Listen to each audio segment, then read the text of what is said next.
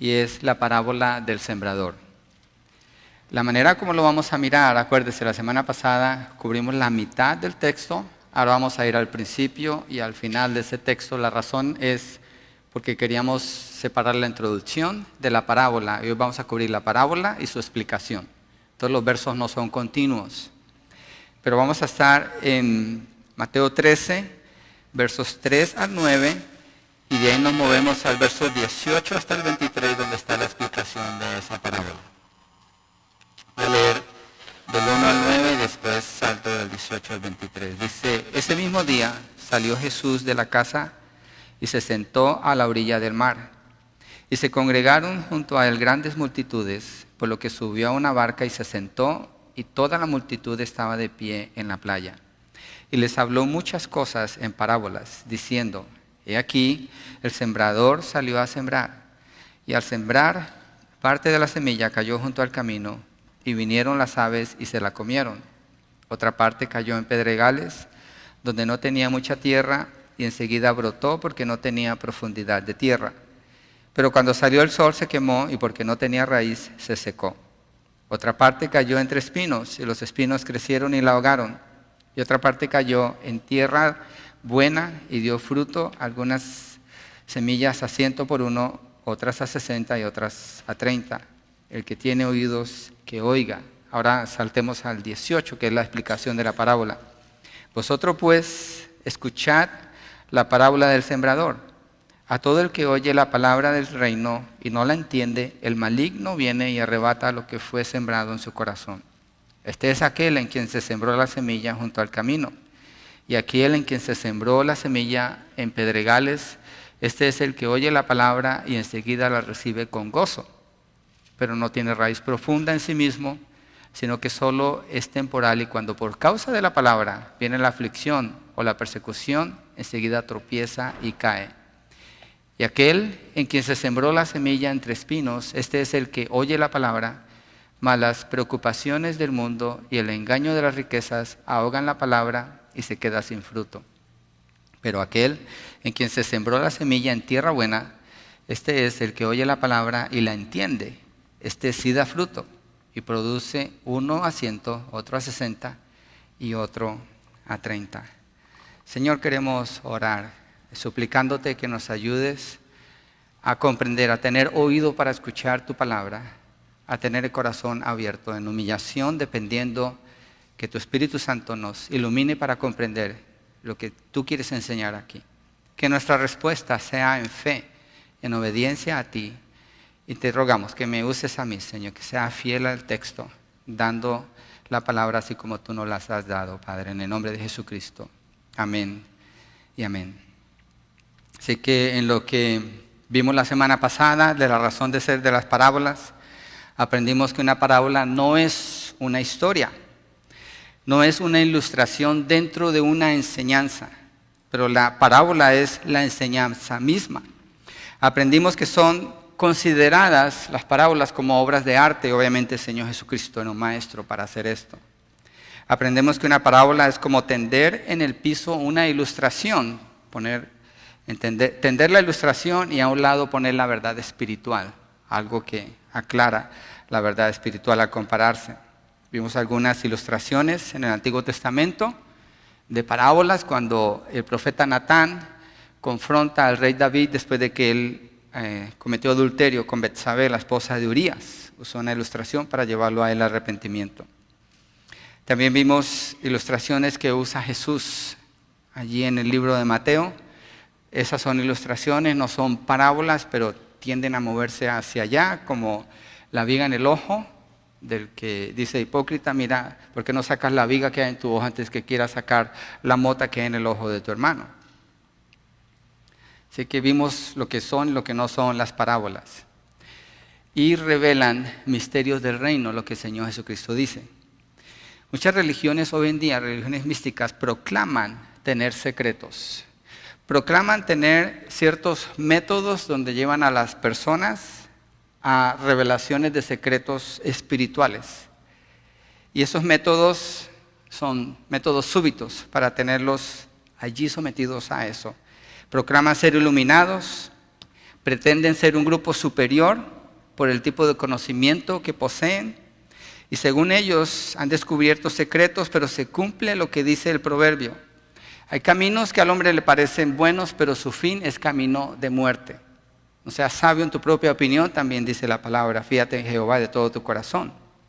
Cristo declaró lo siguiente: yo soy el camino, la verdad y la vida. Y al estudiar las parábolas, el Espíritu Santo nos permite conocer el camino, la verdad y la vida, porque para conocer la verdad de Dios necesitamos conocer a Jesucristo y lo que Él enseñó. Y eso es lo que queremos ver aquí, ¿sí? Entender esas enseñanzas nos va a ayudar en el conocimiento de Dios y de su voluntad.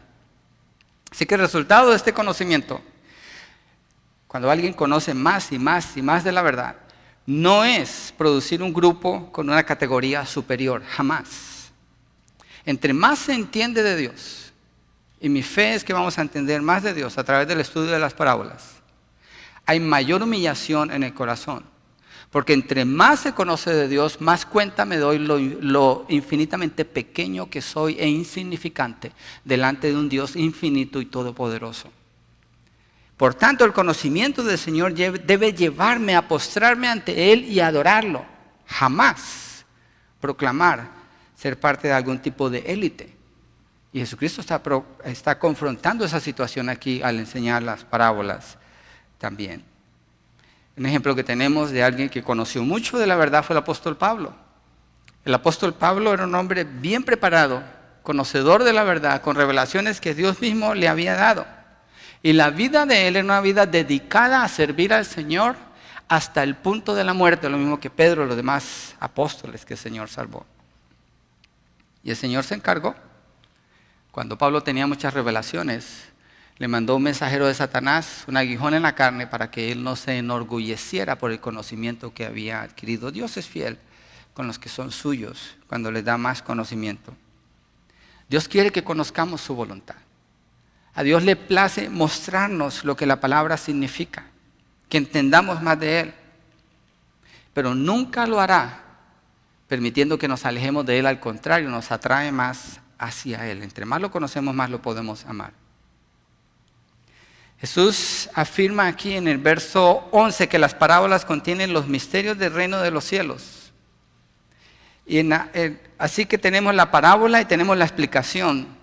Nosotros, hoy en día, estamos leyendo algo que sucedió hace 2000 años. Mateo escribe esto, está narrando la situación. Hay un grupo de personas que escuchan la parábola, pero ellos no tienen explicación. Hay otro grupo de personas que escuchan la palabra, ellos tienen explicación de parte del Señor Jesucristo. Nosotros aquí tenemos ambas cosas. Tenemos la parábola y tenemos la revelación de la parábola. Está accesible para todos ahora, hoy en día. Es lo que el Señor nos permite, a tener las Escrituras. Pero con mayor privilegio con el que tenemos de conocer la verdad, viene mayor responsabilidad. Estoy tratando en mi introducción de prepararnos para lo que viene. Tomarlo seriamente, guardarlo en el corazón y meditar en estas cosas. Porque son muy, muy importantes. Así que vamos a ver 4 tipos de terreno que el Señor menciona en esta parábola. Que son 4 tipos de personas, habla de la condición del corazón ante la palabra del Señor. Vamos a ver la labor del sembrador y su responsabilidad en cuanto al crecimiento de la semilla que está sembrada. También nos ayudará a entender que solo hay un tipo de terreno donde se produce salvación, no más uno solo. Y esto debe ayudarnos, al estudiar esta parábola, a quitar conceptos erróneos de un evangelio que es falso. Y vamos a ver el por qué. Este texto nos va a ayudar y a adoptar el verdadero evangelio del Señor Jesucristo. Así que vamos al verso 3, entremos aquí en la Escritura. Dice, y les habló muchas cosas en parábolas diciendo, he aquí el sembrador salió a sembrar. El sujeto de la parábola aquí es el sembrador, es la persona de quien está hablando. Dice que salió a sembrar. Y lo que hacían en esa cultura, en ese medio, la persona se cargaba un bolso lleno de semillas y salía afuera en Judea, donde el Señor Jesucristo está enseñando. Los cultivos por lo general eran líneas largas y a los lados había caminos y otros caminos cruzaban. Sí, eso nos va a ayudar a entender cuando la semilla cae en el camino. No estaban cercados como hoy en día, no usaban maquinaria especial para sembrar, sino que la persona con la mano andaba tirando la semilla como formando un arco para alcanzar, cubrir lo que más pudiera. Entonces el sembrador está haciendo ese trabajo, ¿sí? Y dice en el verso 4, y aquí vamos a ver los 4 diferentes tipos de tierra. El primero es el terreno duro. Y al sembrar parte de la semilla, cayó junto al camino y vinieron las aves y se la comieron. Esta es la parte por donde camina la gente. Acuérdense, los fields donde sembraban estaba lleno de caminos. La gente viajaba por allí de una ciudad a otra, atravesaban los cultivos. Entonces cuando la gente está caminando, el terreno se va poniendo más duro. Sí, ustedes conocen, ¿no? Terrenos destapados donde la gente camina mucho y se pone duro. Se pone bien como cemento, ¿sí? Entonces la semilla que el sembrador está tirando, cuando cae allí, pues queda expuesta, no puede penetrar en la tierra, las aves vienen y se la comen, o la gente que pasa la está pisando y no produce nada, es nula. El segundo es el terreno rocoso. Verso 5 dice, otra parte cayó en pedregales, donde no tenía mucha tierra. Y enseguida brotó porque no tenía profundidad de tierra, pero cuando salió el sol se quemó y porque no tenía raíz se secó. Si alguna vez usted ha ido a acampar, cuando trata de poner su tienda de acampar y está poniendo las estacas, y usted empieza a meter la estaca y entra hasta cierto punto y le da y le da y le da y se dobla la estaca o se quiebra lo que usted está usando, pero no entra más. Lo que quiere decir es que arriba hay tierra, pero abajo hay una capa de piedra que no se puede ver. Entonces por encima parece que fuera un terreno bueno, pero por abajo es un terreno que impide que haya más tierra. Entonces la semilla que cae allí es una semilla que no dura nada porque no tiene raíz, ¿sí? El agricultor, ellos labraban la tierra, donde entraba la herramienta que ellos usaban, más o menos son 8 a 10 pulgadas de profundidad, pero no más de allí, y si la piedra estaba un poquito más abajo, no había manera de ver. Así que la semilla cae en ese terreno, germina bien pronto, pero así de pronto se seca. Cuando le da el sol, la raíz no tiene suficiente humedad y se empieza a morir. Es parecido como cuando, por ejemplo, esta semana los niños sembraron en BBS en unos vasitos, se les dio semillas. Pero la cantidad de tierra que tiene esa semilla es tal vez esto, es todo. Si ellos dejan esa semilla allí, o ustedes las mamás, creo que los niños se le van a regalar a las mamás. Si deja la semilla allí, va a germinar rápido, pero la tiene que sacar de allí. Tiene que abrir una parte donde la tierra pueda profundizar y entrar y crecer más, porque si se queda allí se va a morir bien rápido. ¿Sí? Eso es lo que pasa con esa semilla que está describiendo la parábola aquí. En apariencia puede verse como un buen terreno, porque germina más rápido que el resto del terreno. Pero a la larga viene a ser como una pesadilla para el pobre agricultor haber laborado tanto y darse cuenta que no queda nada de eso. Las apariencias engañan a veces, ¿no? El terreno con espinos, verso 7. Otra parte cayó en espinos y los espinos crecieron y la ahogaron. Si se fija, yo no estoy explicando la parábola, el significado espiritual, nomás estoy enfocado en las palabras del Señor, las palabras de la agricultura que usó y mirando la semilla que sucede en los diferentes tipos de terreno. Ya cuando nos movamos al verso 18 vamos a ver la explicación espiritual para entender qué quiso enseñar él ahí. Entonces otra parte cayó entre espinos y los espinos crecieron y la ahogaron. Este es el terreno que está lleno de vegetación inútil. Son espinos, ortigas y cardos que no sirven para nada en la agricultura. Al contrario, este tipo de planta se esparce rápido y tiende a apoderarse del terreno, entonces ahoga la semilla. No sé si ha visto en su yarda, en su casa, o al frente de su casa si tiene pasto, el dandelión es un tipo de maleza popular. Ese tipo de maleza es la que da la florecita, que es como blanca. Y si usted la arranca y la sopla, se va volando todas esas cosas, se ve bien bonito, o que esa es semilla de maleza, la que se está esparciendo. Yo a mis niños en la casa, cuando compramos la casa en el 99, yo no sabía, y jugábamos con eso, y cuando supe qué era, ahí mismo les enseñé a darle cacería a esas semillas. Y dije, cuando salga, dime, y la sacábamos y ahí mismo la pisábamos, que no quedara nada, porque acaba con el pasto, crece bien rápido. Y cuando se tiene que quitar, si usted la quita y la arranca y queda la parte de abajo todavía allí, se va a reproducir otra vez. Entonces ese tipo de maleza solo si se arranca desde raíz se va a eliminar. Entonces un terreno que tiene maleza y tal vez ha sido preparado el terreno, pero la raíz de la maleza está toda allí abajo. Cuando la semilla buena se planta y empieza todo a crecer, la maleza crece más rápido, ¿cierto? Es más, ¿sí ha habido el dicho que dice hierba mala no muere? Bueno, se usa para hablar de personas a veces, pero es la verdad, hierba mala no muere. Es muy difícil. Entonces la semilla verdadera, cuando empieza a brotar, como la otra sale más rápido y echa raíces más rápidos, la humedad es absorbida por la maleza y la luz del sol ya es tapada, entonces la semilla buena se va a morir eventualmente y no va a prosperar, ¿sí? Estaba mirando la definición de la maleza como el dandelión en el diccionario y dice una flor amarilla que usualmente crece donde la gente no quiere que crezca. Y en español se llama diente de león. Yo no sabía que se llamaba así, diente de león. Entonces la semilla buena no puede crecer porque el terreno no es saludable, ¿sí? Vamos a mirar el siguiente terreno fértil, verso 8. Y otra parte cayó en tierra buena y dio fruto, algunas semillas a 100 por uno, y otras a 60 y otras a 30. La semilla que cae en este tipo de terreno está libre de obstáculos. El terreno está limpio, es saludable y la raíz se puede extender con libertad. En todo sentido, es un terreno preparado, listo para producir una cosecha abundante. La producción que da, porque en este tipo de terreno siempre hay producción, es del 100 por 1, 60 por 1 y el 30 por 1.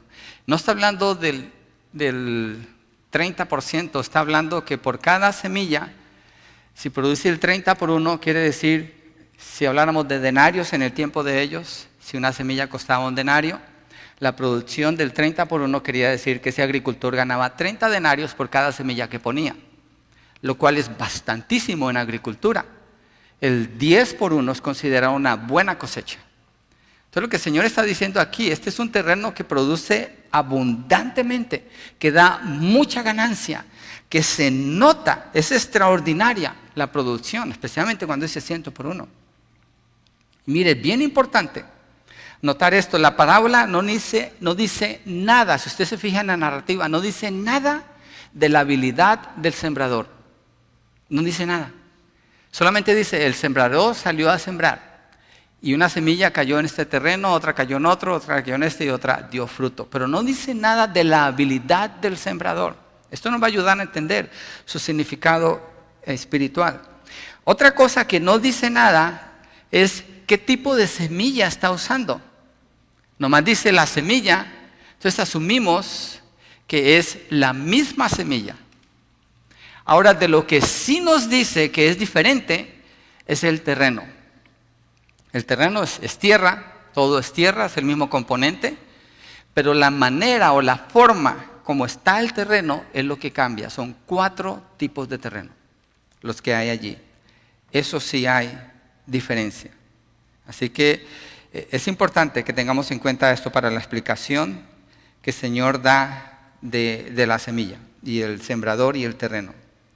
Ahora, miremos el verso 9, es como un intermedio en todo lo que vamos a ver.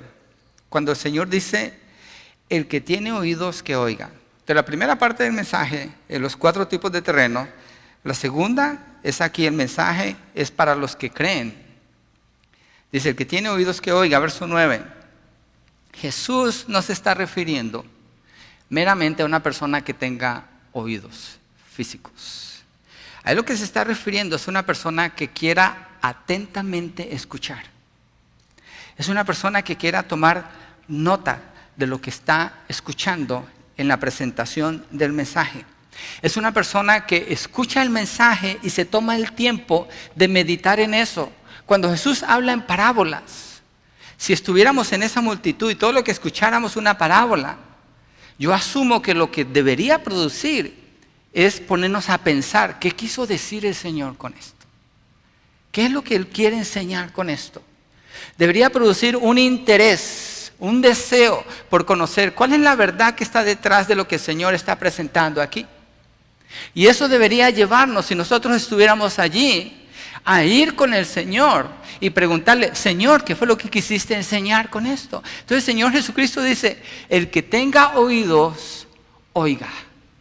Está diciendo el que tiene interés, el que tiene corazón en el lugar adecuado para recibir la verdad, para él es este mensaje. La mayoría, obviamente, no meditaron, no pensaron, no indagaron, pero dice que los discípulos vinieron con él. Lo vimos la semana pasada, le preguntaron por qué les hablas en parábolas y el Señor les explica a ellos la parábola, les dice el porqué de las parábolas y le explica a ellos la parábola. Miren Lucas 8, versos 9 al 10. Lucas habla de la misma parábola, es un texto paralelo. Lucas 8, versos 9 al 10, estoy leyendo de la Biblia de las Américas. Después de oír la parábola, dice, sus discípulos le preguntaban qué quería decir esta parábola. Este es el que tiene oídos para oír, el que pregunta, el que quiere conocer. ¿Qué quería decir esta parábola? Y él dijo, a vosotros se os ha concedido conocer los misterios del reino de Dios, pero a los demás les hablo en parábolas, para que viendo no vean y oyendo no entiendan. Entonces, el que tenga oídos para oír, que oiga. Los misterios a los que se refiere Jesús, que él quiere revelar a través de las parábolas, tienen que ver con la participación de los gentiles en el reino de Dios. No vamos a ir a esta escritura, pero eso está en Efesios 3:5. El mensaje del Evangelio está en Efesios 6:9. La encarnación del Señor Jesucristo en Colosenses 4:3. Estas cosas en el Antiguo Testamento estaban como una sombra, parcialmente algunas se conocían y otras absolutamente no se conocían. Solamente fueron reveladas en el Nuevo Testamento. Jesucristo viene para manifestar estas verdades en el Nuevo Testamento. Israel, como cerró su corazón y rechazó a su rey, rechazó al Mesías, Jesucristo les quita el privilegio de escuchar toda la explicación que él daba hasta el capítulo 12 y cambian el capítulo 13, acuérdese de esto, y empieza a hablar con parábolas. Entonces se cumplen los dos propósitos de las parábolas. Uno de los propósitos es ocultar y el otro de los propósitos es revelar. Nadie de toda la audiencia fue quitado de entender la verdad en contra de su voluntad. Todos tenían la misma oportunidad de humillarse y buscar al Señor Jesús para conocer la verdad. No más que un grupo muy pequeño fue el que lo hizo. Así que estos misterios que estaban cubiertos, las parábolas, ayudan a revelar estos secretos del reino, ¿sí? Para que auténticamente conozcan cuál es la verdad acerca de estos secretos, de estos misterios. Vamos a ver ahora la explicación de las parábolas. Este es el punto número 3. Aquí empezamos ya la explicación espiritual. Vamos al verso 18 y de allí regresamos a Mateo 13. Mateo 13, nuestro texto base, verso 18 hasta el 23. Voy a leer el verso 18 y 19. Vosotros pues, escuchad la parábola del sembrador. A todo el que oye la palabra del reino y no la entiende, el maligno viene y arrebata lo que fue sembrado en su corazón. Este es aquel en quien se sembró la semilla junto al camino. La semilla es la palabra del reino, la palabra de Dios. Aquí lo está explicando. ¿Sí? En este caso es el mensaje del Evangelio, el Evangelio del Señor Jesucristo. Mire Isaías 55, versos 10 al 11, cómo el Señor se refiere a su palabra como semilla. Isaías 55, versos 10 y 11. Dice, porque como descienden de los cielos la lluvia y la nieve, y no vuelven allá, sino que riegan la tierra, haciéndola producir y germinar, dando semilla al sembrador y pan al que come, así será mi palabra que sale de mi boca. No volverá a mí vacía, sin haber realizado lo que deseo y logrado el propósito para el cual la envié. Entonces la palabra, la semilla está ligada con la palabra, ese es su significado. Mire el Salmo 126, versos 5 y 6, muestra la labor del sembrador como evangelista, conecta estas dos cosas. Salmo 126, versos 5 y 6. Los que siembran con lágrimas segarán con gritos de júbilo. Yo sé que suena diferente que Reina Valera, pero está hablando de lo mismo. El que con lágrimas anda llevando la semilla de la siembra, en verdad volverá con gritos de alegría trayendo sus gavillas. Usted está hablando de la labor del sembrador. El sembrador está sembrando la semilla. El sembrador es el que predica el evangelio o evangeliza. Y la semilla es la palabra del Señor. El fruto de la semilla es los que creen en el Señor. Entonces, el sembrador es el que evangeliza persona a persona, el que evangeliza a través de la predicación, el que evangeliza dando tratados, el que evangeliza de todas las maneras que Dios permite que se evangeliza. En toda manera, proclamar la palabra de Dios, ese es el sembrador. El terreno que está hablando la parábola, voy a regresar a Mateo 13, es el corazón del hombre. Es la condición del corazón del hombre para recibir el mensaje del evangelio. Cuando la persona escucha el evangelio, ¿cómo está su corazón? De eso está hablando allí. Miremos Lucas 8:13, ¿cómo lo afirma allí? 8:12. Lucas 8:12. Y aquellos a lo largo del camino son los que han oído, pero después viene el diablo y arrebata la palabra, aquí está, de sus corazones, para que no crean y se salven. Se está predicando el evangelio, que es la semilla, se está dando la palabra, está cayendo en los corazones, pero el diablo está atento a ese proceso para llevarse la semilla. Y la efectividad de la labor del diablo depende de la condición del corazón de la persona. El corazón es donde la semilla de la palabra de Dios cae. Los 4 tipos de terreno son formados de la misma tierra, solo con condiciones diferentes. Y en la interpretación de la parábola vemos que las 4 condiciones de corazón se refieren a la condición en el momento en que la persona escucha la palabra, el mensaje de Dios. Así que la parábola no ilustra, de nuevo afirmo esto es importante, no ilustra la habilidad del sembrador, no lo hace, ni tampoco una semilla elaborada, sino que se refiere al corazón del hombre y a su condición. ¿Por qué hay que hacer énfasis en eso? Porque hoy en día muchas iglesias se han desviado. Hay los grupos que se llaman seeker sensitive o orientados al consumidor, donde la semilla, que es la palabra, el sembrador debe dar la semilla, y ellos han asumido que para que la semilla dé fruto se necesita cierta habilidad de parte del sembrador o del predicador. Entonces se han acomodado a como piensa el mundo, y el mensaje lo han acomodado a como el mundo se siente mejor con el mensaje, donde no hablan del juicio de Dios, no se menciona el infierno, no se menciona la condenación, la palabra pecado no se menciona, se habla de problemas. La sangre en la cruz del Calvario se evita mencionar porque es algo muy grosso. Entonces ya no es la palabra, sino que es una semilla alterada la que se está dando. Ya no es una confianza en lo que Dios puede hacer en el corazón, sino en la capacidad del sembrador de convencer a las otras personas. Yo conocí una persona hace años, salíamos a evangelizar, y esta persona era bien convincente. Y a todas las personas que les compartía el evangelio, a todos los llevaba a que repitieran una oración del Salvador. Y yo decía, ellos no están creyendo. Yo no soy Dios para poder ver dentro de su corazón, pero era una repetición siempre, donde su poder de convencimiento los llevaba a que repitieran una oración. Es aquí donde se tuerce y ya no se entrega lo que es. Es aquí donde depende de la persona para que otro se salve, y no es así. Es aquí donde la semilla ya no es la palabra de Dios, sino que es otra cosa. Suena parecido, puede ser atractivo, pero ya no es. La parábola del sembrador no está hablando de nada de eso. El sembrador no cambia, la semilla no cambia, es el terreno.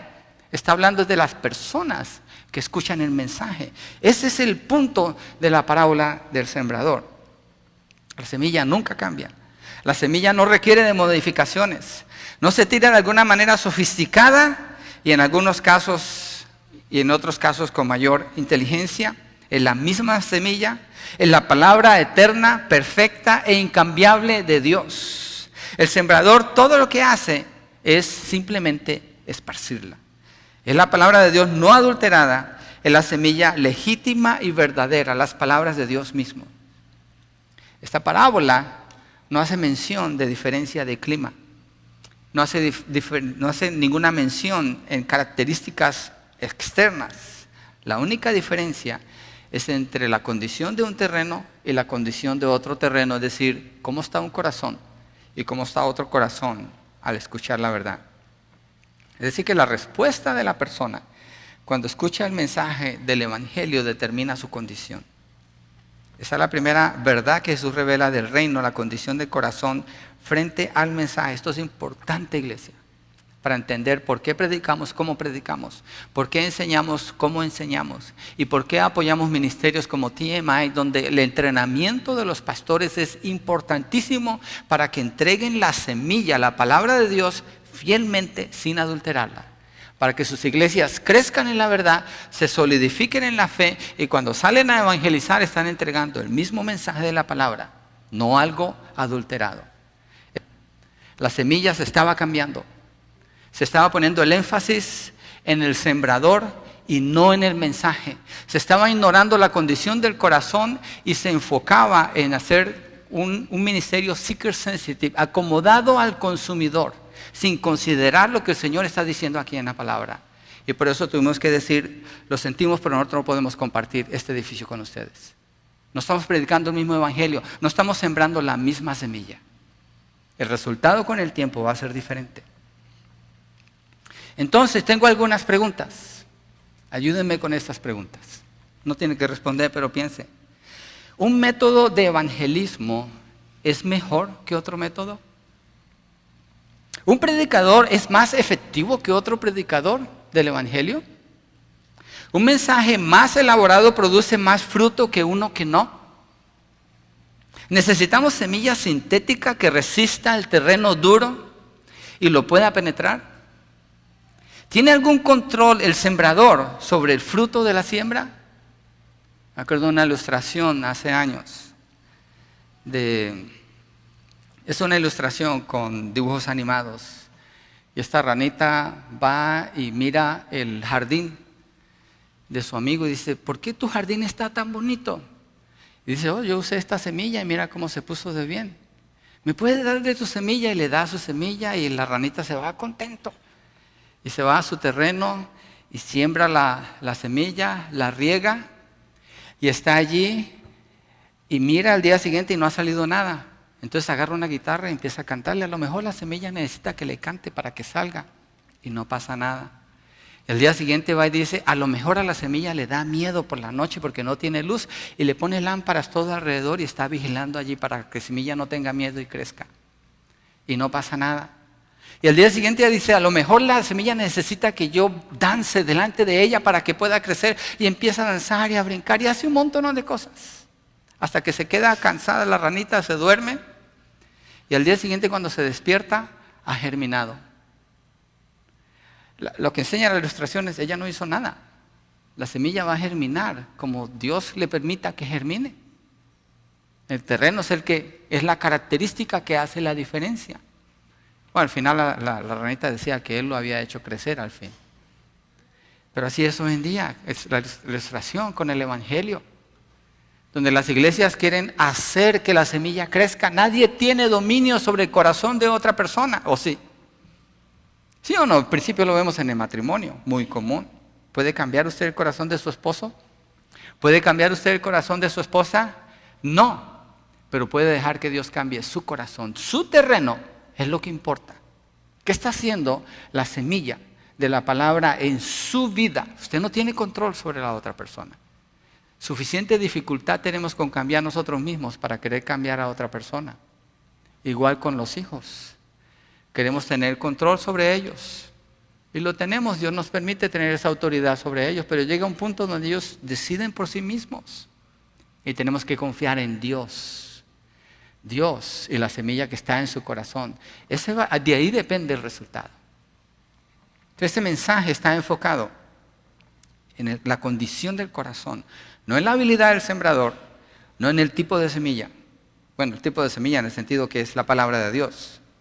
Entonces miremos la explicación, el terreno duro, el que oye junto al camino, verso 19 de nuevo. A todo el que oye la palabra del reino y no la entiende, el maligno viene y arrebata lo que fue sembrado en su corazón. Este es aquel en quien se sembró la semilla junto al camino. La razón de la dureza de este corazón descrito aquí, como junto al camino, es el amor al pecado. Ama tanto su pecado que no tiene ninguna necesidad de escuchar las buenas nuevas de la salvación. No siente necesidad de arrepentimiento, de perdón, de condenación y de gracia. Es buena gente en su propia mente. Esta persona está sin esperanza, sin futuro. Vive para el aquí y el ahora. Le interesa estar complacido con la moda del día. Es un terreno infértil para la palabra de Dios y fértil para Satanás y sus mentiras.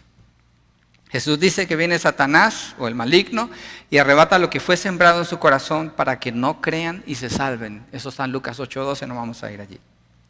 Segunda de Crónicas 36 del 11 a 13 habla del rey Sedequías y la condición de su corazón. Vamos allí rápidamente. Vamos a leer Segunda de Crónicas 36, 11 al 13 para que vean una ilustración. Miremos allí una ilustración de un hombre y cómo él endurece su corazón. Segunda de Crónicas 36, este es un rey joven. Sedequías estaba en sus 20. Verso 11 al 13. Dice, Sedequías tenía 21 años, a un jovencito, cuando comenzó a reinar y reinó 11 años en Jerusalén. Verso 12, e hizo lo malo ante los ojos del Señor su Dios. Y aquí está, y no se humilló delante del profeta Jeremías que le hablaba por boca del Señor. No se humilló. Verso 13, también se rebeló contra al rey Nabucodonosor que le había hecho jurar fidelidad por Dios, pero endureció su cerviz. Endurecer la cerviz es endurecer el corazón, y obstinó su corazón en vez de volverse al Señor, su Dios, el Señor Dios de Israel. El hombre tiene, de acuerdo a lo que presenta aquí la palabra, la responsabilidad de responder ante el mensaje. Y hay personas que aman tanto su pecado, que abrazan su pecado y se quedan con su pecado y escuchan el mensaje y se van igual, porque no entienden. ¿Por qué no entienden? Porque creen que no tienen necesidad de escuchar el mensaje de la palabra. Este tipo de persona tiene un terreno abierto, sin límites. Así es su corazón. Son pisoteados por todo tipo de ideas, por todo tipo de razonamiento humano, llenos de iniquidad, nunca arados por la convicción de pecado. Nunca hay una búsqueda de sí mismo, no hay un examen de conciencia o de culpa o de arrepentimiento verdadero en este terreno. Endurecidos contra la gracia del Evangelio, insensibles a la verdad, duros como el cemento, amantes del pecado. Han hecho su corazón impenetrable por la verdad. Pero Dios dice que el necio dice en su corazón que no hay Dios. Pero recordemos algo aquí, porque usted a lo mejor tiene en su mente a un ateo. Pero Jesucristo no está confrontando a ateos cuando está enseñando este texto. A las personas que principalmente Jesucristo está confrontando son fariseos y escribas. Gente religiosa. Gente que conocía de la palabra. Gente que tenía las promesas de Dios. Él está confrontándolos a ellos. Es más, Jesucristo les llama hijos del diablo en el libro de Juan. Estos son los que están en el camino, el terreno endurecido, un terreno pisoteado. Es más fácil evangelizar a un ateo que a una persona de estas. Una persona de estas dice, ya sé, ya conozco. Yo sé en qué parte de la Biblia dice eso. Endurecidos en su corazón, bajo su propio razonamiento, y no humillados para nada, para dejar que la palabra de Dios penetre en su vida. ¿Hay gente así aquí en la iglesia hoy? Yo creo que el Señor está hablando y cada quien tiene que ver cuál es su condición delante del Señor. Es peligroso estar allí. Yo no quisiera que salgamos de aquí pensando, sí, aquel que está allá. No. Dios está hablando aquí y hoy a nosotros. Precisamente de eso se trata la condición del terreno. Cuando escucho el mensaje, no pensar, esto le cae a fulano de tal, sino, ¿dónde quedo yo? A la luz de esta escritura, ¿cómo confronta esto? ¿Cuál es la condición de mi corazón aquí? En eso debo comenzar a pensar, es allí donde debo de comenzar.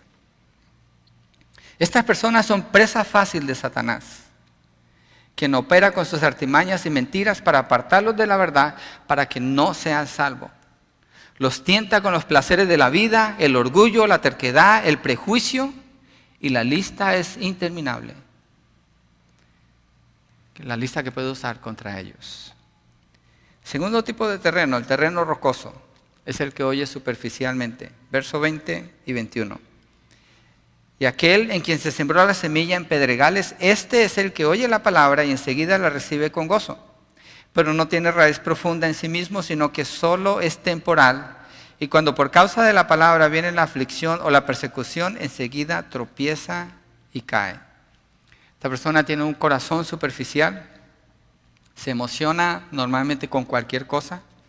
Al oír el mensaje responde bien rápido, dice, sí, yo creo, yo quiero hacer esto. En los lugares donde dicen, ¿quién quiere ser salvo? Levanten la mano rápidamente. Quieren repetir la oración, que en eso no hay salvación, lo sabemos. Pero sus emociones los llevan a responder. Son personas que no viven por convicción, que no deciden por convicción, deciden por emociones. Y responden así. No tiene raíz. Aunque aparenta mucha cosecha de inmediato. Parece como que, wow, mira lo que Dios está haciendo en esta persona. Pero así como responden de rápido, igual se muere lo que había en el corazón. Nunca alcanza a madurez para dar fruto. Es inútil en el reino de Dios, no produce ningún tipo de ganancia. Es como la hierba que crece a veces en el techo de las casas, no sé si lo ha visto. Aquí es poco lo que eso se nota, pero una casa con mucha humedad en el techo. Le crece una capa verde, ¿cierto? Se ve bonito, pero no sirve para nada.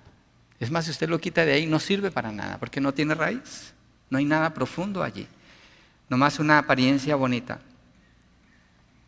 Son lo opuesto a los del corazón endurecido. El del corazón endurecido se resiste al mensaje abiertamente, dice que no. El que está en este terreno es uno que corre a decir, sí, yo lo quiero, quiere volar.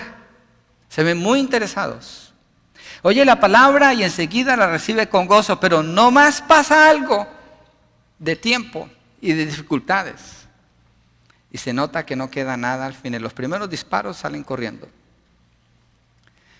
No se trata, esto es importante, si estas personas van a caer de la fe, sino cuándo van a caer. Porque van a caer. Y caen simplemente porque nunca estuvieron en realidad. Porque no estamos hablando de que la salvación se pueda perder, jamás enseña la Biblia eso. Simplemente no estaban, no hay raíz. Dice, pero no tiene raíz profunda en sí mismo, sino que solo es temporal, y cuando por causa de la palabra viene la aflicción o la persecución, enseguida tropieza y cae. Las primeras pruebas son suficientes para que salgan corriendo. Quiere dejarlo todo ya. No importa qué tan entusiasta se vea una persona cuando escucha el Evangelio. Eso no es lo que importa. Lo que importa es si esa persona permanece, el fruto en esa persona permanece aún en medio de las dificultades. Yo he visto personas que vienen llorando y quebrantados según delante del Señor. Pero lo mira uno al mes y dice, wow, ¿no que esta persona estaba tan entusiasta en cuanto al mensaje? Mire Hebreos 3:14, donde afirma la palabra, ¿quién es un verdadero creyente? Hebreos 3:14. Dice así el escritor de Hebreos, porque somos hechos partícipes de Cristo. Si es que retenemos firme, por un tiempo, ¿cierto que no? Firme hasta el fin. Hebreos 3:14, firme hasta el fin el principio de nuestra seguridad. ¿Firme hasta cuándo? Hasta el fin. Quiere decir que el que verdaderamente cree da fruto. ¿Y el fruto en esa persona termina en algún punto su caminar con el Señor? No, su fruto permanece hasta el fin. Ese es un verdadero creyente. Miren Juan 8:31. Juan 8:31. Hay un concepto aquí que esta parábola nos puede ayudar a aclarar bastante. Hay gente que enseña que alguien puede venir a Cristo, ser salvo y seguir viviendo como el diablo, y después en el camino llega a un punto donde empieza a obedecer al Señor. No hay tal cosa, de acuerdo a esta parábola, no hay tal cosa. No hay tal cosa. Mire, Juan 8:31. Entonces Jesús decía a los judíos que habían creído en Él: si vosotros permanecéis, permanecer es nunca quitarse de, permanecéis en mi palabra, verdaderamente sois mis discípulos. ¿Pero dónde tienen que permanecer? En la palabra del Señor. Hay gente que conoce la palabra, gente que vive la palabra, afirma la palabra, obedece la palabra. Si no, no es un verdadero creyente. Tal vez creen superficialmente, porque esperan que Jesús elimine todos sus problemas. Y hay gente que predica tan mal el evangelio. Y una vez, hace muchos años, ustedes no conocen a esa persona, por eso lo puedo decir. Esta persona le decía, salíamos a evangelizar en la calle y le decía: vente a la iglesia, Dios te va a dar una novia. Vente a la iglesia, Dios te va a dar trabajo. Vente a la iglesia, Dios te va a quitar tus enfermedades. Y yo, ¿qué? ¿Eso no es el evangelio? ¿Cuántos de ustedes que están en el Señor no tienen problemas? Yo le regalo un billete de 500 que todavía cargo por ahí, no lo he podido regalar hasta ahora. Todos tenemos problemas. La palabra dice que vienen las tormentas, los vientos, las lluvias y golpean la casa. ¿La casa de quién? Del que cree y del que no cree igualmente. ¿Cuál casa se queda en pie? Del que cree. ¿Hay dificultades en la vida? Sí. ¿Hay problemas? Sí. ¿Hay enfermedades? Sí. ¿Para quién? ¿Solamente para los que no son creyentes? No, para todos. La diferencia la hace ¿qué está sucediendo en el corazón de la persona? El que tiene el corazón en el lugar adecuado va a dar fruto, pero este que tiene un corazón superficial aparentemente da fruto. Parece como que viene con el Señor porque piensa que va a eliminar sus problemas. Su vida va a ser más fácil, pero nunca considera el costo de seguir a Jesús. Es un convertimiento falso. Muchas veces una manifestación emocional y alegre al principio no es necesaria para una salvación genuina. Yo me acuerdo del hermano que está en Texas, con quien queríamos abrir la iglesia, no se ha podido todavía. Pero cuando el Señor lo salvó a él, yo nunca vi una lágrima en el corazón de este hombre. Nunca vi una manifestación emocional en él. Pero lo que sí he visto a través de muchos años es un hombre que jamás se ha separado de la palabra del Señor y ha dado mucho fruto. Como también he visto otras personas, y ustedes seguramente que sí lloran y se emocionan, y es verdadera su salvación. Lo que estoy tratando de aclarar es que si una persona llora, entonces se salva, no necesariamente. La persona que se emociona demasiado no necesariamente es algo genuino. Lo que es genuino es cuando prevalece el fruto. Mire, regresemos allí a Mateo. Miremos a Mateo 12:33, lo que el Señor dice allí en ese texto. Y aquí tenemos que tomar una decisión frente a la salvación. Para no llamar hermanos a personas que no son salvas a veces. Viven como el diablo y todavía les dicen hermanos. Mateo 12:33 dice: o haced bueno el árbol y bueno su fruto, o haced malo el árbol y malo su fruto, porque por el fruto se conoce el árbol. Un árbol de manzanas no da limones ni aguacates. Si es de manzanas, va a dar manzanas. Si una persona es salva, el fruto que va a dar va a ir en línea con lo que la palabra dice, no opuesto a la palabra. Dios no salva a una persona para que su nombre sea blasfemado en esa persona. No sucede así. Y hay un concepto general a veces de que personas que viven como el diablo les dicen hermanos cuando no son. El que se aparta de la fe solo demuestra que nunca en realidad estuvo en la fe.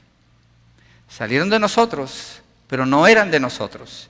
Porque si hubieran sido de nosotros, habrían permanecido con nosotros, pero salieron para que se manifestase que no todos son de nosotros. Primera de Juan 2:19. Y no está refiriéndose a una persona que se cambia de iglesia. A veces hay gente que manipula esto mal para poner culpabilidad en las personas. No. Está hablando de la salvación. Está hablando de los que se van al mundo porque nunca estuvieron. El terreno en su corazón era un terreno pedregoso, donde por encima se veía bien, floreció rápido, pero en realidad no había espacio para que la raíz entrara. Tercero, regresemos allí a Mateo 13, el terreno con espinos. Verso 22. Y aquel en quien se sembró la semilla entre espinos, este es aquel que oye la palabra, mas las preocupaciones del mundo y el engaño de las riquezas ahogan la palabra y se queda sin fruto. Este es un corazón cautivado por los asuntos del mundo. Está al día con la última moda, sabe cuál es la última canción, la última película, el último grupo. Parece que responde bien al mensaje de la palabra, no se niega, no se resiste. Seguro que hay algún tipo superficial en su vida, pero son arrastrados finalmente por los afanes de la vida. La maleza que les rodea consume la semilla que había caído en su corazón. Es un terreno bien arado, con tierra profunda, pero lleno de maleza, está lleno de raíces que no son la palabra de Dios. Su mente está invadida de un conocimiento que no tiene que ver con la verdad de Dios y prevalece allí. Y resulta que la maleza, como vimos cuando el Señor da la parábola, crece más rápido que lo que es bueno. Es más, a veces ni hay suficiente agua y ahí está la maleza. Entonces, la palabra es ahogada. Son personas enamoradas del mundo. Los afanes y las riquezas los deslumbran. Tienen el corazón inundado de maleza y se ahoga la palabra de Dios. Son hombres de doble ánimo, inconstantes en todos sus caminos. Un día corren para acá y otro día están corriendo para allá. ¿Para dónde va Vicente? Para donde va toda la gente. Allí van. No tienen ninguna raíz sólida, porque la maleza los cubre. Miremos algunas escrituras. Mateo 6, 19 al 21. Mateo 6, 19 al 21, creo que Víctor se refirió un poco a este texto ahora que estaba hablando de las ofrendas. 19 al 21, no os acumuléis tesoros en la tierra donde la polilla y la herrumbre destruyen y donde ladrones penetran y roban, sino acumulaos tesoros en el cielo donde ni la polilla ni la herrumbre destruyen y donde ladrones no penetran ni roban, porque donde esté tu tesoro, allí estará también tu corazón. Acuérdese, el tipo de terreno que está describiendo es un terreno donde hay maleza. ¿Qué hay en su corazón? ¿Qué es lo que hay en su corazón? Miremos 1 Timoteo 6, del 9 al 10. Esto es importante, este es un llamado para todo creyente. 1 Timoteo 6, del 9 al 10. Pero los que quieren enriquecerse caen en tentación y lazo y en muchos deseos necios y dañosos que hunden a los hombres en la ruina y en la perdición. Porque la raíz de todos los males es el amor al dinero, por el cual codiciándolo algunos se extraviaron de la fe y se torturaron con muchos dolores. La raíz de todos los males es el amor al dinero, no el dinero, el amor al dinero. Yo recuerdo hace años un hombre que según era pastor en otro estado, me estaba ofreciendo un producto para comprar un negocio.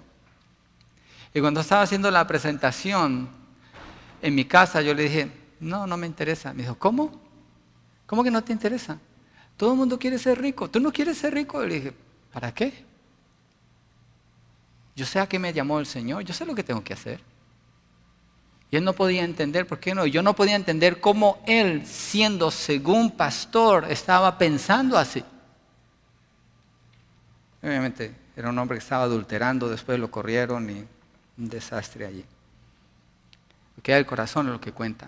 Eso es lo que Dios quiere, eso es lo que Dios ve, eso es lo que este texto está hablando. La condición del corazón cuando se escucha el mensaje de la palabra. ¿Cómo está su corazón? Usted puede verlo, usted sabe dónde está hoy aquí.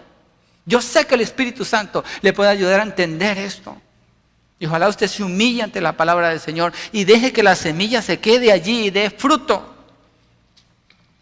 Mire Santiago 4:4 y no corra con las cosas del mundo. Santiago 4:4. Es una tentación para todos. Oh almas adúlteras, ¿no sabéis que la amistad del mundo es enemistad hacia Dios? Por tanto, el que quiere ser amigo del mundo se constituye enemigo de Dios. Es algo que yo peleo constantemente en mi casa y lo digo frente a los jóvenes de esta iglesia. ¿Cómo es que algunos de ustedes son tan expertos en el nombre de músicos paganos y no pueden describir la vida del apóstol Pablo? ¿Son amigos de quién?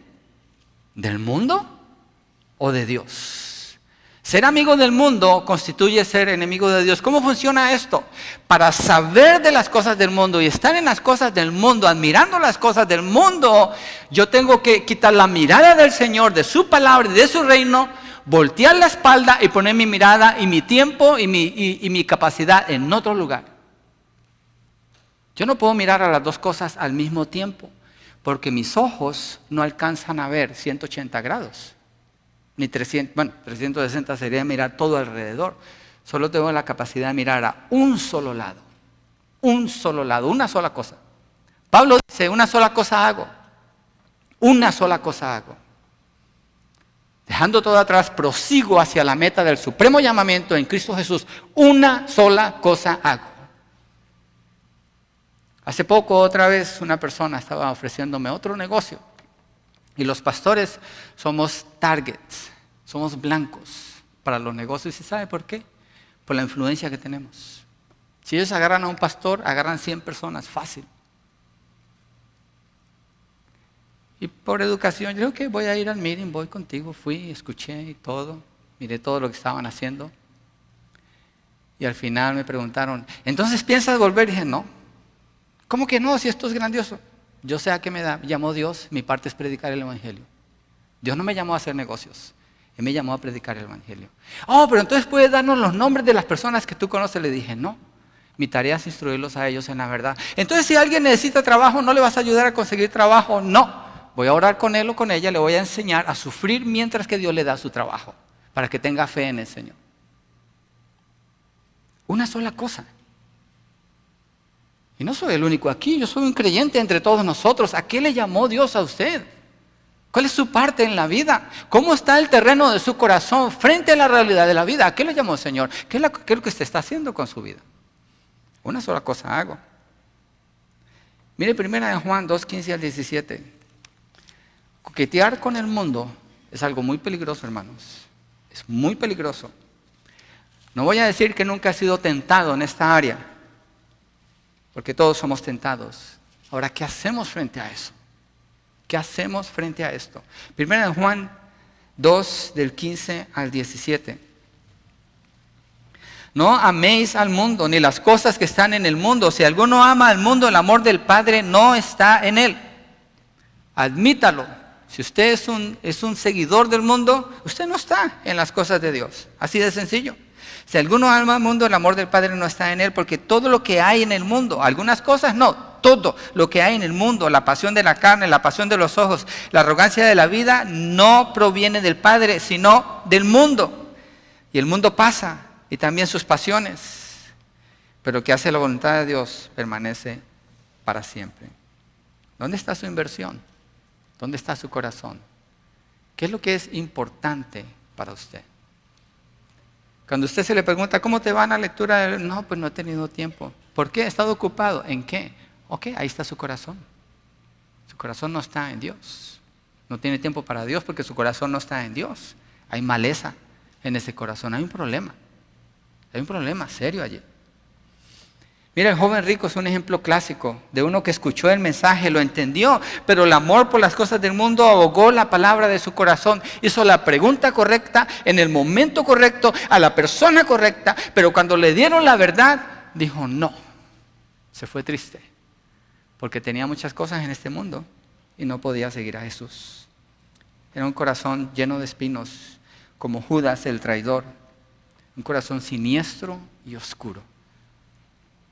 Todo terreno que no produce fruto, voy a decirlo de nuevo, todo terreno que no produce fruto no sirve para nada, no tiene ningún valor.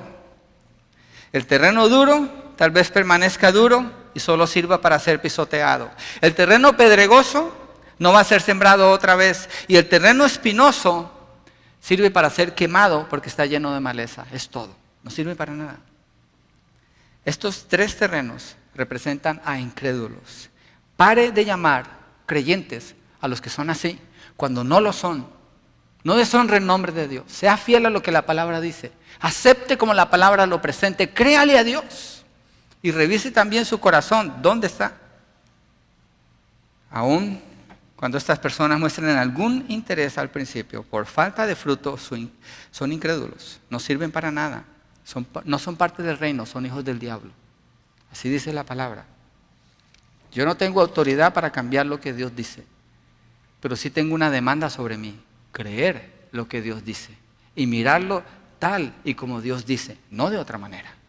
Entonces, cuando tenga que dar la semilla, la puedo dar como Dios dice, en lugar de yo acomodarla por no creer lo que Dios dice. Cuarto, y con este vamos a terminar, el terreno fértil. Es el oyente que da fruto. Regresamos a Mateo 13, verso 23. Wow, ha sido como negativo. Y el Señor nos permite terminar aquí en la parte buena del mensaje. Verso 23, pero aquel en quien se sembró la semilla en tierra buena, este es el que oye la palabra y la entiende, este sí da fruto y produce uno a 100, otro a 60 y otro a 30. Todo el propósito del sembrador es sembrar la semilla para que dé fruto. Un sembrador no tira semilla esperando que no dé fruto, la tira esperando que dé fruto. Y espera que el fruto sea permanente. Y este es el terreno o el corazón donde se cumple el propósito del sembrador. El único terreno donde hay salvación y vida eterna es este terreno.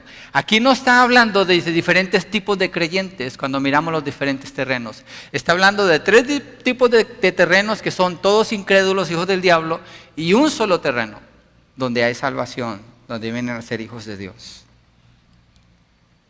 Es el único donde hay salvación y vida eterna. Es un corazón preparado y fértil para recibir la palabra del Evangelio. Jesús dijo, este es el que oye la palabra y la entiende. Este sí da fruto y produce uno a 100, otro a 60 y otro a 30. Los otros 3 tipos de terreno no produce nada, 0. No hay salvación allí. Solo hay un solo tipo de creyente. Y el que es creyente da fruto, siempre da fruto. Lucas dice que retienen la palabra oída y dan fruto con perseverancia. Son los que tienen hambre y sed de justicia, dice Mateo 5. Es característico de la vida del creyente, una persona que constantemente anhela la palabra de Dios. Una persona que lleva años y años y años y años y nunca ni siquiera ha leído toda la Biblia. Y constantemente cuando le preguntas cómo está tu lectura de la palabra y te dices que no he tenido tiempo, ¿cuál tipo de terreno es? Es un terreno que no da fruto. Es más, ni siquiera la semilla está entrando en ese corazón. No se engañe. No pretenda hacer algo que usted no es si usted está en uno de estos terrenos. Mejor clame a Dios. Clame por la misericordia del Señor para que Él cambie su corazón. La señal de la fe verdadera está en la perseverancia. Juan 8:31, creo que lo leímos ahora, pero miremoslo de nuevo. Juan 8:31. Esto es clave, hermanos. Esto es bien importante. Hay gente que se refugia usando erróneamente el texto donde dice no juzguéis para que no seas juzgado. ¿Cómo podemos juzgar que otra persona no es salva? Y no leen verso 2, verso 3, verso 4 y verso 5, donde el Señor Jesucristo está enseñando cómo juzgar apropiadamente. No juzgar para condenar, pero tomar una decisión en cuanto a dónde está una persona. Y después pasa a explicar el fruto. Si el fruto no es el fruto que la palabra registra, esa persona no está en la fe. No está. A veces queremos salvar a fuerzas a otras personas y decir que son salvos. Y no son. Juan 8:31. Entonces Jesús decía a los judíos que habían creído en Él, si vosotros permanecéis en mi palabra, verdaderamente sois mis discípulos. Permanencia. Apocalipsis 2:7, ya lo estudiamos, estuvimos unas 60 semanas en estos capítulos, pero miremos Apocalipsis 7 veces, 7 iglesias, la misma descripción que el Señor Jesucristo da de quiénes son los que son salvos. En esta versión habla del vencedor, ¿Sí? En otra versión dice, creo que el que permanece hasta el fin, ese será salvo. Está hablando de lo mismo. Apocalipsis 2, verso 7. Al que tiene oído, oiga lo que el Espíritu dice a las iglesias. Al vencedor le daré a comer del árbol de la vida que está en el paraíso de Dios. ¿Cuál es el vencedor? El que termina hasta el final. Si hay una carrera de 1500 metros y un corredor corre 1000 metros, no es un vencedor, no llegó. Solamente el que pasa la meta es un vencedor. Está hablando toda la vida. Miremos allí mismo, Apocalipsis 2:10, la segunda parte de ese texto, dice, sé fiel hasta la muerte. No dice sé fiel por un tiempo y cuando vengan los problemas sales corriendo. Dice sé fiel hasta la muerte y yo te daré la corona de la vida. Miremos el verso 17 allí mismo. El que tiene oído oiga lo que el Espíritu dice a las iglesias. Al vencedor, de nuevo, le daré del maná escondido y le daré una piedrecita blanca y grabado en la piedrecita un nombre nuevo, el cual nadie conoce sino aquel que lo recibe. Verso 26. Al vencedor, al que guarda mis obras, ¿hasta cuándo? Hasta el fin. Le daré autoridad sobre las naciones. Uno que no permanece, no está, es un terreno que es infértil. Solo hay un tipo de terreno que da fruto. Este es, mire, 3:5 allí en Apocalipsis. Así el vencedor será vestido de vestiduras blancas y no borraré su nombre del libro de la vida y reconoceré su nombre delante de mi Padre y delante de sus ángeles. Verso 12 del capítulo 13. Al vencedor le haré una columna en el templo de mi Dios y nunca más saldrá de allí. Escribiré sobre él el nombre de mi Dios y el nombre de la ciudad de mi Dios, la nueva Jerusalén que desciende del cielo de mi Dios y mi nombre nuevo. Verso 21 en la iglesia de la Odisea. Al vencedor le concederé sentarse conmigo en mi trono, como yo también vencí y me senté con mi Padre en su trono. Es un solo tipo de terreno donde hay salvación. No son 4 tipos de creyentes, son 3 incrédulos y uno que sí cree. Eso es lo que el Señor está diciendo. Y lo está diciendo, es una parábola tan simple, hermanos. Es tan sencilla esta parábola. En realidad es tan sencilla. Y a mí me sorprende cómo la gente se resiste a veces a esta verdad y quiere traer su propia definición. Y digo yo, ¿qué tipo de terreno será ese? ¿Será el camino que está duro y la palabra no penetra? Y ante la verdad deciden tomar su propia conclusión en lugar de concluir lo que Dios dice. Gálatas 5:22 al 23. Miremos allí qué tipo de fruto se manifiesta en un creyente verdadero. Mas el fruto del Espíritu es amor, gozo, paz, paciencia, benignidad, bondad, fidelidad, mansedumbre, dominio propio. Contra tales cosas no hay ley. ¿Cuándo se manifiesta este fruto? Si yo tengo un árbol de manzanas en mi casa, no tengo, pero si tuviera un árbol de manzanas, y no da manzanas, mejor lo corto, lo hago pedacitos y lo uso para la chimenea. No tengo chimenea, pero estoy asumiendo todas estas cosas. ¿Para qué me sirve un árbol que no da fruto? Lo corto y lo quemo. Para eso sirve. O hacer el árbol bueno y su fruto bueno, o el árbol malo y su fruto malo, dice el Señor Jesucristo. Dice el Señor, este sí da fruto, regresé a Mateo 13, y produce uno a 100, otro a 60 y otro a 30. 3 niveles de fruto. Está hablando de los mismos creyentes. Y lo que está diciendo es, no todos los creyentes producen la misma cantidad de fruto, pero todos los creyentes producen fruto. Unos 30, otros 60 y otros 100. Hay uno que es extraordinaria la cosecha que se ve en ellos. Otro es no tan extraordinaria y otros no tanto. Pero si comparamos eso con agricultura, 30:1, cuando la agricultura es 10:1, es abundante. En cada uno de los creyentes es abundante. Si no hay fruto, si no hay obras de fe en esa persona, es uno de los otros 3 terrenos, un corazón que está lejos de Dios. Todos los que son creyentes producen fruto. ¿Cuándo? Siempre. No es que llegan y por un tiempito hacen algo y, oh, mira el fruto y se vuelven y se desaparecen y otra. No, es siempre. Un árbol de manzana no deja de ser árbol de manzana al año siguiente, ¿o sí? Sigue siendo árbol de manzana. Y solo Dios puede arar y preparar el corazón de una persona para salvarla. Mire Juan 16:8, porque no quiero que piense que el mensaje dice de pronto que una persona por sí misma puede producir esto. No hay tal cosa. No podemos apartarnos de la gracia del Señor. Juan 16:8. Y cuando Él venga, convencerá al mundo de pecado, de justicia y de juicio. ¿Quién? El Espíritu Santo. El Espíritu Santo es el que hace la obra redentora en el corazón de una persona. El Espíritu Santo es el que puede cambiar un corazón de piedra en un corazón de carne. Ezequiel 36, 25 al 27, el Señor dice, y derramaré sobre vosotros agua limpia, y os limpiaré de vuestras inmundicias y vuestras maldades, y os daré, quitaré el corazón de piedra y os daré un corazón de carne. Y dice, y haré que andéis en mis estatutos. Dios promete que Él va a restaurar a Israel haciendo eso en el corazón de ellos.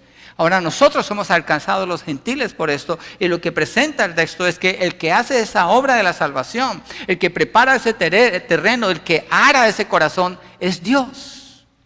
El hombre tiene una responsabilidad, pero es Dios últimamente el que cambia ese corazón. El Espíritu viene entonces y mora en la persona que Él salva, lo llena de su amor, graba la verdad de la palabra en sus corazones, los mueve a justicia. Es una persona que ya no puede vivir de una manera diferente. El libro de Primera de Juan habla de eso. Ya no puede practicar el pecado, ya no puede vivir para el mundo, no puede, no cabe, no encaja allí. Solamente puede vivir dando fruto para Dios. Por último, esta parábola muestra que al compartir el Evangelio, usted y yo, si estamos en el Señor, tenemos que ser fieles en entregar la semilla de la palabra. Hay una sola semilla, hay una sola semilla, hay un solo mensaje. Y Dios requiere que lo entreguemos tal y como está, sin modificaciones. No sea que provoquemos al Señor a ira. No sea que engañemos a otros, mandándolos al infierno con un evangelio falso. Tenemos que entregar la verdad tal y como es.